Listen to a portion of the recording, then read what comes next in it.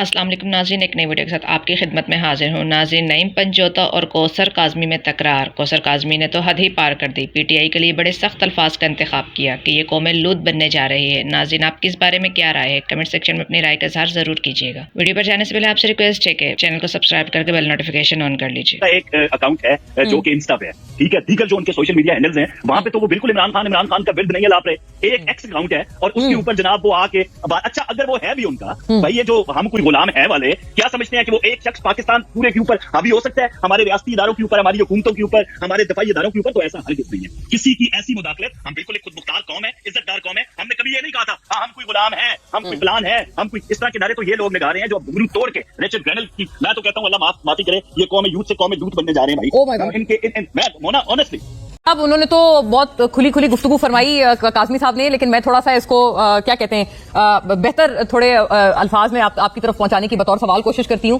वो कहते हैं कि जो क्रेडेंशियल्स हैं जो खान साहब के बैनुल अक़वामी सतह पर जो मतलब एडवोकेट्स हैं आपकी जमात के, मतलब वो रिचर्ड ग्रेनल के हवाले से उनकी कुछ प्रेफरेंसेस की बात शायद फरमा रहे थे काज़मी साहब।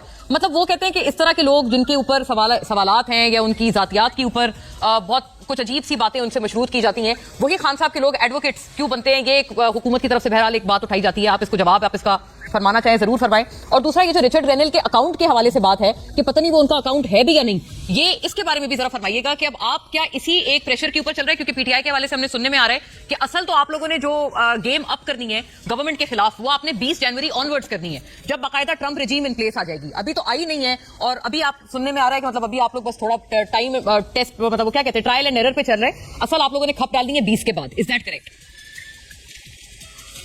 बहुत शुक्रिया, आपने मौका दिया जी। प्लेजर। देखिए, बात यह है कि हम तो यहाँ से शुरू हुए थे, हम तो वहीं पे खड़े हैं।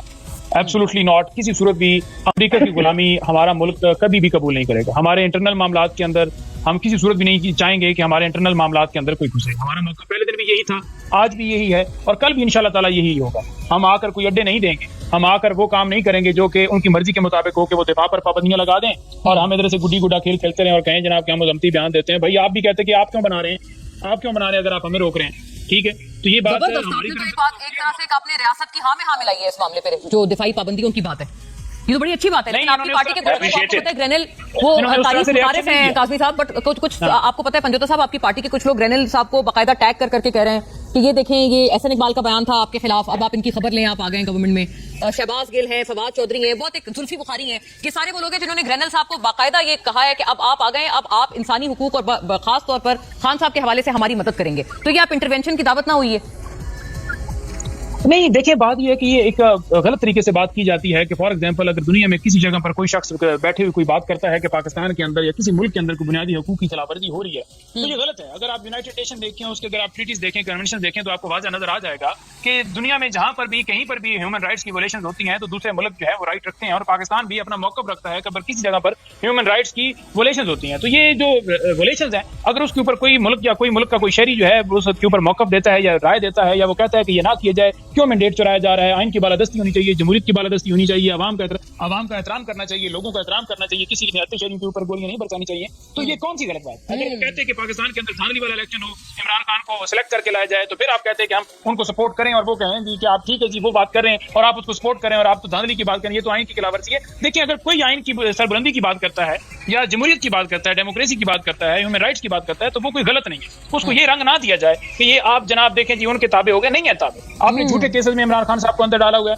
आपने 9 मई वाला एक झूठा बयानिया बनाया, आपने 26 को जो शहीद हुए वो भी उल्टा आप अपने चोरी या आपने जो जुल्म किया उसको छुपाने के लिए आप कह रहे हैं कि वो रेंजर्स के एहलकारों को जो है हमने इमरान खान की मां के ऊपर वो शहीद किए गए। ऐसा नहीं है। वहां पर एक हाशिम था जिसकी गाड़ी से किसी गाड़ी की टक्कर से वो शहीद हुए, और एक और जो हुआ था उसका भी कोई आपके पास एविडेंस नहीं कि हमारे किसी वर्कर ने कोई गोली चलाई हो या कोई उसकी आप एविडेंस लेकर आए, वो हाशिम जो। लेकिन कल जो मिलिट्री कोर्ट वाली सजाएं हुई हैं पंजोता साहब, वो तो ठीक हुई ना? क्योंकि वो तो जो आईएसपीआर की रिलीज है, प्रेस रिलीज, उसमें उन्होंने फुटेजेस लगाई हुई हैं कि कौन कौन शख्स उस रोज क्या क्या कर रहा था 9 मई को। वो आप सही समझते हैं? क्योंकि आपका जो पीटीआई का ऑफिशियल अकाउंट है एक्स पे, वो तो डिफेंड कर रहे हैं खासतौर पर हाशिर दुरानी को।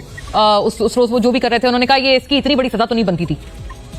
नहीं देखें, अगर आप देखें पाकिस्तान के अंदर सदर पाकिस्तान का जो ओहदा है वो सबसे बड़ा है, और अगर सदर हाउस के ऊपर हमला होता है तो वो मिलिट्री कोर्ट के अंदर ट्रायल नहीं होता, बल्कि वो सिविलियन के अंदर ही ट्रायल होता है, और एटीए के तहत वो मुकदमात चलते हैं, और ऑलरेडी चल भी रही हैं। खान साहब के ऊपर भी कुछ मुकदमात बनाए गए कि आपने पार्लियामेंट के ऊपर हमला किया, पीटीवी के ऊपर हमला किया, और इमरान खान ने अपने दौरे इक़्तिदार के अंदर भी वो मुकदमात खत्म नहीं किए, जो कि एक इंडिपेंडेंट होने की या एक मुनसिफ होने की एक निशानी है कि अगर आप इंसाफ की बात करते हैं तो आप इंसाफ सबसे पहले अपने ऊपर ही शुरू करते हैं। इमरान खान ने खत्म नहीं करा, आज भी वो केसेस चल रहे हैं। नंबर 1। नंबर 2 बात यह है कि सिविलियन का मिलिट्री ट्रायल जो है वो आईनी तरमीम के बाद भी नहीं हो सकता। ये खाली सिर्फ मैं नहीं कह रहा या तहरीक इंसाफ नहीं कह रही, बल्कि ये काजी फैसल साहब भी अपने फैसले के अंदर फरमा चुके हैं, और सुप्रीम कोर्ट के अगले दिन रिमार्क्स आए।